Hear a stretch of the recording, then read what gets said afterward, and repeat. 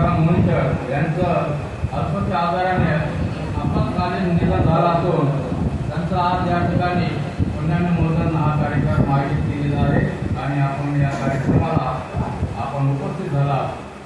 तर या ठिकाणी मला एवढं सांगायचं मित्रांनो, माणूस येतो आणि जातो, पण माणसानं आपल्या जीवनामध्ये काय कर्म केलं, काय नाही केलं ते आपल्या सर्वांच्या समोर माहिती असावं. या ठिकाणी मला वाटतं सतीश हे कल्याण या ठिकाणी राहत असायचे आणि त्या ठिकाणी अचानक ते टिटवाला या ठिकाणी जाऊन मला वाटतं आंघोळीला गेलते या त्यांचं अपघाती निधन झालं. या ठिकाणी मला एवढं सांगितलं, त्या भुवनेश्वर पर्यावरणावर त्यांचा भाऊ एक अचानक निघून जातो आणि त्या निघून गेल्याच्यानुसार आपल्या कुटुंबावर जो दुःखाचा डोंगर कोसळलेला आहे त्या दुःखाच्या दुःखातून ते मुक्त हो असे मी या ठिकाणी प्रार्थना करतो. आणि या ठिकाणी जाता जाता एक उदाहरण देतो की डॉक्टर बाबासाहेब 1956 साली आपल्याला बौद्ध धर्माची शिक्षा दिली.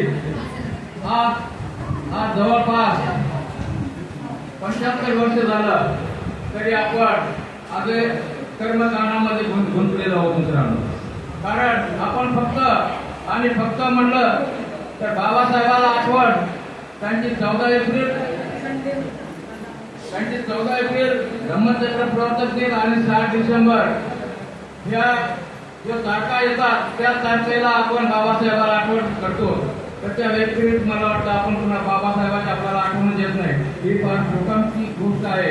आपण आपला बाप, या जगाचा बाप जर म्हणलं तर बाबासाहेब आहे आणि बाबासाहेबाला आपण हमेशा आपल्या हृदयामध्ये ठेवलं पाहिजे. पण तसं आपल्या धर्मामध्ये दिसत नाही. फार या ठिकाणी मला सांगावं वाटतं. म्हणून मी या ठिकाणी एवढं सांगेल, आपण बाबासाहेबांना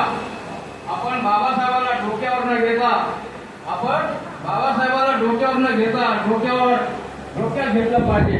कारण ज्यांनी बाबासाहेबांना डोक्यात घेतलं ते आज या भारतामध्ये इंजिनियर झाले, डॉक्टर झाले, वकील झाले, मोठमोठ्या पदावर गेले आणि ते फक्त म्हणजे बाबासाहेबांमुळे. आणि ज्यांनी बाबासाहेबांच्या डोक्यात नाही घेतलं त्यांनी आज पाहतो आपण आपल्या दरवाजासमोर ज्यांनी बाबासाहेबांना डोक्यात नाही घेतलं ते वाघ्या मुरळी म्हणतात ना, ते त्यांची ती कथा आहे. कारण त्यांना बाबासाहेब हे समजलेच नाहीत, बाबासाहेब कोण आहेत आणि काय नाही. आज परिस्थिती तेच आहे की बाबासाहेब जोपर्यंत आपल्याला समजत नाही तोपर्यंत आज आपल्या धर्माचा, आपल्या जातीचा उद्धार होणार नाही. म्हणून या ठिकाणी मी एवढं सांगितलं मित्रांनो, उपासक आणि उपासिकांनो, की बाबासाहेब हे आपल्या बापाचा बाप एक विद्वान माणूस होता.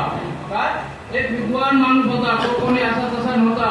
जगाचा बाप आज बाबासाहेबांची प्रसिद्धी झालेली आहे.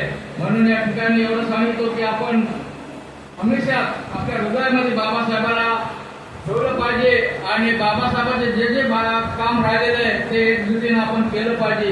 या ठिकाणी एवढं सांगून मी माझे 2 शब्द पूर्ण करतो. तसेच मी माझ्या मंडळ आणि माझ्या गावडे परिवारातर्फे आणि तसा आपल्या सर्वांच्या वतीने सतीश भुवनेश्वर यांना भावपूर्ण श्रद्धांजली अर्पण करून मी माझी 2 शब्द पूर्ण करतो. जय गुरुदेव, जय भीम.